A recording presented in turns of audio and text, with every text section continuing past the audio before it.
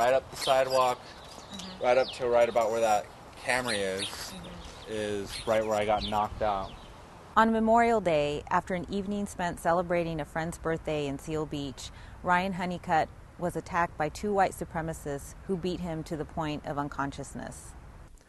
Well, it was a friend that I had, Amanda was her name, and it was her birthday that day as well, and she was alone, so she wanted someone to hang out with, and was like, oh, hey, let's go to the Irisher and hang out, and I was like, sure. Beforehand, I got a haircut, then we went to the Irisher, hung out. Apparently, I left my lights on the vehicle. I don't even know why they were on in the first place. It was daytime, so I needed a jump. She called her friends. They came over, helped jump the car, and then we all just went to go hang out at her place afterwards. And, you know, everything seemed fine until I'd say the last quarter of the night. And, you know, all of a sudden came the question, oh, so by the way, what are you? And I said, oh, I'm half white, I'm half El Salvadorian. And then the reply was, what's El Salvadorian? What's that? I was like, oh, it's Central America, it's south of Guatemala. And then they said, oh, so you're basically a dirty effing Mexican. And I just kind of looked back at them, kind of just shocked. When I said that I was going to leave, they said, oh, all right, well, we'll join you outside for a cigarette. I was just like, okay, whatever. Mr. Swanson and Mr.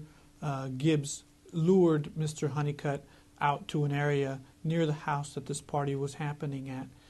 I was just on my way out to my car, and I remember them kind of dangling behind, and at that point I felt really nervous, and I was just like, oh man, something's about to go down. And before I knew it, right when that thought hit my mind, everything went black.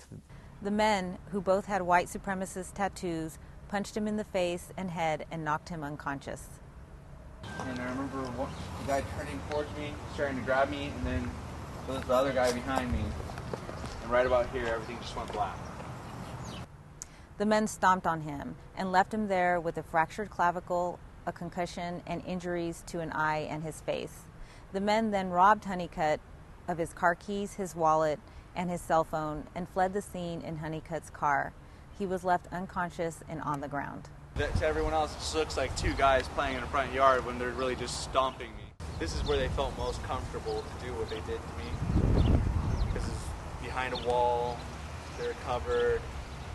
Mr. Honeycutt suffered serious great bodily injuries, including a concussion to the head, a fractured clavicle, lacerations to the head, and he also had some lasting ringing in his ears. So I woke up 2 hours later, more or less, and I thought I had the best sleep of my life. And when I stretched, I just hear a bunch of crackling throughout my clavicle, and I was surprised, so I touched my face, and then my face was just wet, and it felt like it was like 2 times the size of my head.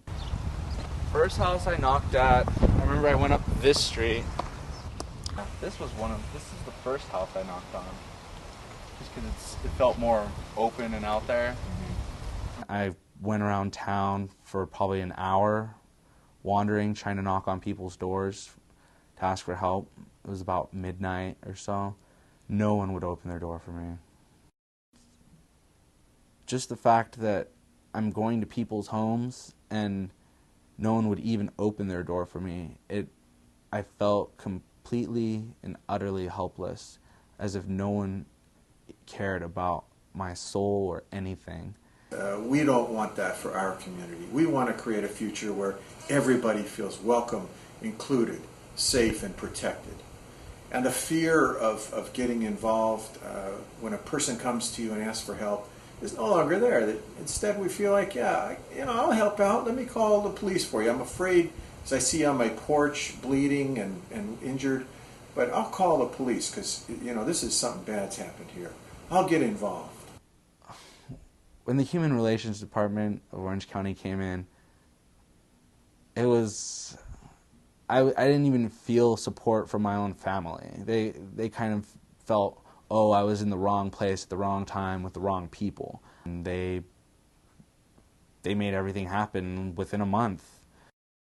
As a result of that, our office filed charges of assault and battery, assault with great bodily injury, assault by means force likely to cause great bodily injury, taking of a motor vehicle, robbery, and we also added allegations of great bodily injury and allegations of a crime that was motivated by hate, a hate crime allegation. 19-year-old Ryan Joseph Swanson of Huntington Beach and 20-year-old Nicholas Tyler Gibbs of Anaheim were convicted in October 2008 and were both sentenced to 6 years in state prison.